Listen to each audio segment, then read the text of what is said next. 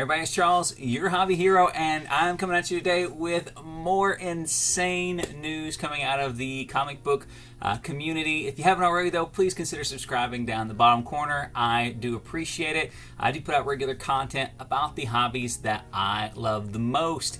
So if you've been a fan of the channel for a while or just been paying attention, you may have thought that there was absolutely nothing that could possibly be more scandalous than all the stuff going on with Acetate Gate and CGC and their constant flip-flopping. Well, not to be outshone by their competition, CBCS has entered the chat, and they have entered the chat in a big way. So before we get into it, the big headline that's going out right now is that CBCS has admitted to losing an order for an individual in a total of 367 books. But that's not even the worst part of it. So I have been pushing back at CBCS for a while now. My biggest thing for them has constantly been their lack of customer service and their client or customer support in general. It is very hard. If anything goes wrong with your submission, it's almost impossible to get to CBCS and get a easy or timely resolution to the problem, which creates a lot of other issues in and of itself, including this particular situation here. I've also noticed that their submission times have been getting longer and longer and longer for their turnarounds without really any explanations or announcements, and people are just kind of assuming that their books are coming back to them, which they may now not be. So this is actually not the first incident of CBCS misplacing books that I've heard. If you follow a lot of the comic book groups on Facebook and on Instagram, there are actually a number of people who have been trying to find books that have been gone for way too long, and they can't get any accountability out of CBCS's customer support on where those books are at. Now, when you're told one thing on turnaround times, it's natural, especially in the last couple of years, for those turnaround times to go a little long. But when they go way past whenever they're supposed to be there and you can't get a real answer out of it, and something like this finally comes out, this is going to create an absolutely huge domino effect for CBCS. If their customer support isn't already inundated with calls today, I am sure they will be coming soon. So why has this happened? How does a company whose business is grading comic books and keeping track of those comic books and ensuring the condition and safety of those comic books end up in this situation?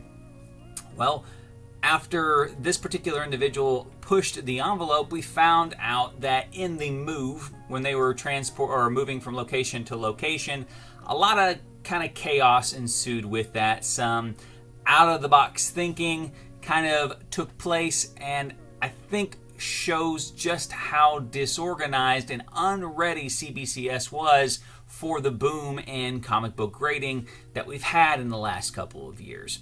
So first and foremost, they clearly weren't ready for the increase in business. Their turnaround times became absolutely ridiculous, despite their costs being more or less the same as CGC and their resale value not quite measuring up to CGC. Their turnaround times were getting to 2 and 3 times what CGC was putting out. Not just what was advertised, but what actual turnaround time from book leaving hand to back in hand between the two companies, which was bad enough in and of itself that they weren't able to keep up with that scaling of business. The movement of the books, could the books have been lost in the move? Absolutely. Could they end up showing up down the road, months, possibly years down the road, as they go through moving that massive amount of inventory over to the new system? Could stuff get missed in the cracks? Absolutely. However, that's not the consumer's fault. There should have been somebody there in the team that said, hey, there's a really high chance that things are going to get misplaced. We need to have a foolproof system of checks and rechecks to make sure no books are lost, because we have no idea how many books total have been lost. We know one individual has lost 367 books, which is a very large amount, but there's a number of other books that could be out there. Amazing Spider-Man #1 could have been in those piles. You just don't know, and if you're a consumer with CBCS right now, within a year plus turnaround time since you've seen your books last, and this story's coming out, you've got to wonder, where are my books? Were my books one of those that were lost in the shuffle?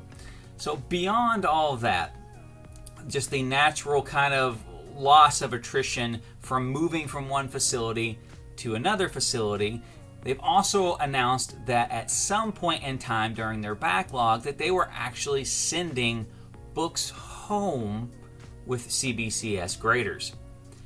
Now this is a huge problem for a number of reasons. First and foremost, it's just a trust issue. I mean, these people are trusted enough to handle your books inside a controlled environment, inside a controlled facility. Putting large sums of money in anyone's hand is not for the company to decide that level of trust for the consumer. Now, there are people who send their books to comic pressers. There are people who send their books, off to stores to get them signed by people who are going to be at those stores. That's a decision the consumer gets to make. The consumer did not send books to CBCS saying, CBCS, I trust you to do whatever you want with these books, including sending them home with individuals who may or may not do anything to them. We don't know. These books, 367 books, could be sitting at somebody's closet somewhere. Maybe that individual was in the middle of a move and it got sent on the wrong moving truck to a storage facility. We don't know. But the fact remains that the consumer did not say that CBCS could make that decision on behalf of their books. The second problem with this, we have no idea what the environment looks like that these individuals were grading at. They talk about at their facility, there's no food, there's no beverages allowed in the grading area. The lighting is correct. The environment that they're working in is a controlled environment, clean, designed for grading collectibles. At home, they could have been on their bed eating Cheetos with their Polar Pop, watching Desperate Housewives while they're flipping through your book trying to do a page count and licking their fingers off at the same time. We have no idea. Just the poor lighting alone could cause them to miss defects, which would put 9/8 in the circulation. That may be 9/4s. They could be leaving fingerprints on the books, which are leaving demarcations. All this stuff goes into it. And that's another level of trust from the company that if I'm a grader, I go home, I have to slam my brakes on the way home, an entire box of comics shifts and folds one of them in half. Am I going to call them up and be like, hey, I just folded this comic book in half that you guys can't see me do that to? Or, hey, I'm just going to grade this one. Yep, about a 6.0. Got a crease right down the middle of it.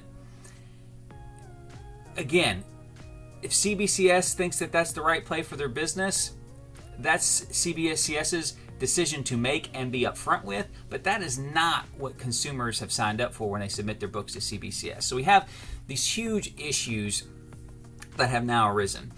We've got them changing facilities where books have apparently been lost in that move, but then we've also got an announcement that their consumers' books have been sent home to be graded at some point, and said we don't know which books have and which books haven't. And those are coming back. So now it begs two questions. One, is my book lost? And two, how accurate are the grades that have been coming back out of CBCS for the last several months or possibly longer? We don't know how long or how prolonged this adventure into at-home grading was, but it does bring a lot of questions to light. If I'm grading books in one setting and grading books in a separate setting, we're probably going to get different results. So we don't know how that's going to affect grading long term. And then for the future of the business, how are they going to resolve this situation? There are, again, a number of people out there who have books that have been gone longer than the turnaround times have expected. I know personally of at least 2 other individuals who have started lost or stolen book claims against CBCS in the same kind of time period that these 367 was. So how are they going to resolve that? As a company, it's very tricky. You obviously want to take care of the consumer if at all possible, whenever possible, but this is not a black and white kind of concept. Some of these books can't be replaced. If I had an Amazing Spider-Man #1 signed by Stan Lee that I sent in to get verified, since it wasn't a witness signature, and that book is gone, you can't really replace that book, especially if I had it signed personally and there's sentimental value attached to it. With the volume that we're looking at possibly at this point in time, there are going to be irreplaceable items that are going to be in that. On top of that, a lot of these books were sent in because they were high-grade books. If you've been in the hobby for any length of time, there's a very big difference in a near mint raw book and a CBCS even 9.8 or 9.6 version of that book. So are they going to be paying or reimbursing clients for the potential of their books? Because at this point, I feel like you almost have to. I mean, when you've assumed that much responsibility and liability for the loss of these, you really are kind of at the mercy at the customer on the other end. Now, historically speaking, I've not had great results with their service department, so we'll see if this problem has gotten big enough to where they kind of have to bite the bullet and step in front of this service issue before it just consumes the company, or if they're just going to kind of do what they've done up until this point, keep people in customer service limbo and just kind of hope the problem goes away. Let me know what you guys think down in the comment section below. Until next time, guys, Hobby Hero out.